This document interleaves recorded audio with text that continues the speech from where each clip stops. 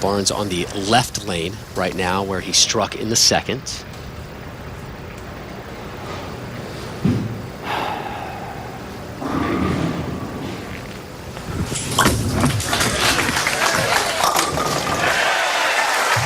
And Rob, you heard him say that the right lane is tricky. Well, Barnes was a higher seed, so he gets choice of starting lane and position. He chooses to finish on the left lane for good reason. Nice shot there, light mixer. Right now, Chris Barnes, to have a chance in this match, he needs to figure out the right lane. Brad Angelo is locked and loaded on both lanes. Angelo looking to open up match number 2 with a ham bone. You didn't. Sure did. Please tell me you didn't.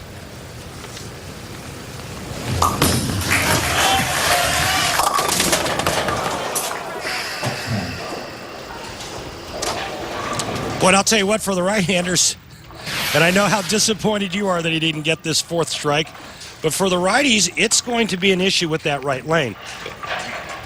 And I think it's a huge advantage for Chris Barnes if he can stay close enough, because he is finishing on the left lane.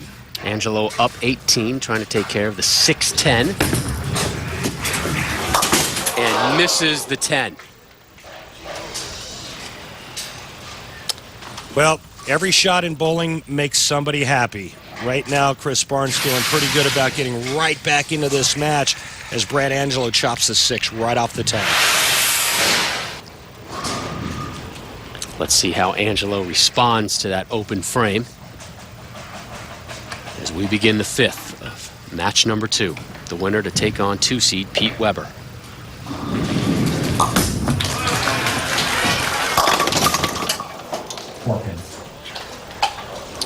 You know, I think Brad has a really good blueprint of what the lanes are doing. He has a game under his belt.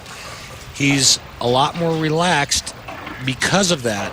And I think that he has a really good idea of what he needs to do. Now it's just a matter of execution. 3rd time today he's left that 4-pin.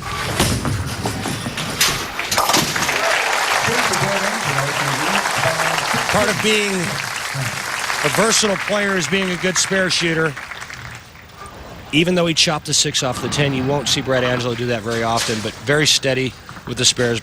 Same for Chris Barnes in converting the 3, 6, 9, 10 in the 3rd frame. Hey, we all know that they can throw a lot of strikes, but when you don't throw strikes out here, you better cover spares. And here's Barnes on that right lane, which has been problematic for him so far. 9 spare, 6 spare.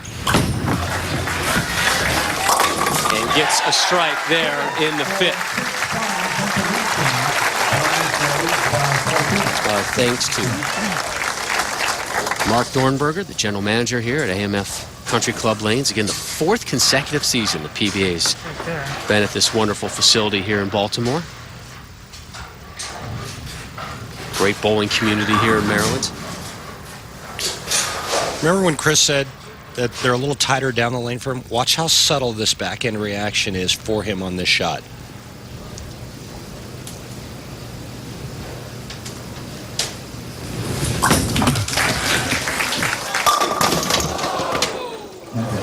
Man, what a nice shot there, only to leave a ring in 10. But you see how smooth that transitional move is down the lane for him?